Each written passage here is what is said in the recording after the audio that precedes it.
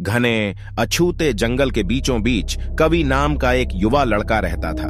कवि जंगल में बड़ा हुआ था, जो उसकी जीवंत वनस्पतियों और जीवों से घिरा हुआ था। उसके पास एक असाधारण क्षमता थी। वह जानवरों के साथ संवाद कर सकता था। सबसे छोटी चींटी से लेकर सबसे शक्तिशाली हाथी तक जंगल के सभी प्राणी उसके मित्र और विश्वास पात्र थे। इस अनोखे उपहार ने उसके दिनों को खुशी और आश्चर्य से भर दिया था। कवि का सबसे अच्छा दोस्त बहती नाम का एक बुद्धिमान बूढ़ा हाथी था, जिसने जंगल के निवासियों की पीढ़ियों को आते जाते देखा था। दोनों अक्सर कहानियां साझा करने और एक दूसरे से मार्गदर्शन लेने में घंटों बिताते थे। बहती के साथ साथ कवि ने बातूनी बंदरों, मधुर पक्षियों और यहां तक कि एकांत प्रिय सरीसृपों के साथ भी संबंध बनाए थे। उनका जंगल परस्पर जुड़े जीवन का सामंजस्यपूर्ण अभयारण्य था।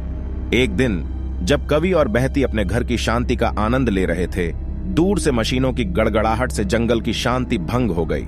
जल्द ही बुलडोजरों और ट्रकों के धुएं से आसमान में अंधेरा छा गया। मिस्टर हारग्रोव नाम के एक व्यक्ति के नेतृत्व में शहर के लोगों का एक समूह आया था। लालची और निर्दयी श्री हारग्रोव अपने लाभ के लिए जंगल के संसाधनों का दोहन करने के लिए दृढ़ थे। जैसे ही मशीनें जंगल में घुसीं, कवि को गहरा दुख और क्रोध महसूस हुआ। वह अपने प्यारे घर को नष्ट होता हुआ देखना सहन नहीं कर सका। अपने पशु मित्रों को इकट्ठा करके उसने उनके घर की सुरक्षा के लिए एक योजना तैयार की। जानवरों ने मशीनों में तोड़ फोड़ करने के लिए अपने अद्वितीय कौशल का इस्तेमाल किया, जिससे श्रमिकों के बीच भ्रम और अराजकता पैदा हो गई। हालांकि श्री हारग्रोव आसानी से हार मानने वालों में से नहीं थे। उन्होंने जल्द ही व्यवधान के स्रोत का पता लगा लिया। कवि और उनके बात करने वाले पशु मित्र। लड़के की क्षमता से प्रभावित होकर श्री हारग्रोव ने अपने लाभ के लिए कवि का शोषण करने का अवसर देखा। उसने कवि को शहर ले जाने की योजना बनाई, जहां वह पैसे कमाने के लिए लड़के के असाधारण उपहार को तमाशा के रूप में प्रदर्शित करेगा। एक रात जब कवि और उसके दोस्त अपनी रणनीतियों पर चर्चा कर रहे थे, श्री हारग्रोव के गुर्गों ने उन पर घात लगाकर हमला कर दिया।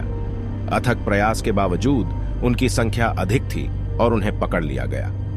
कवि को उसके जंगल स्थित घर से दूर ले जाया गया और उसे शोर शराबे वाले अपरिचित शहर में ले जाया गया। शहर में कवि की जानवरों के साथ संवाद करने की क्षमता एक सनसनी बन गई। उन्हें एक भव्य सर्कस में प्रदर्शित किया गया, जहां भीड़ उनकी प्रतिभा से आश्चर्यचकित थी। लेकिन कवि का दिल घर की याद और अपने दोस्तों को पीछे छोड़ने की ग्लानि से भारी था।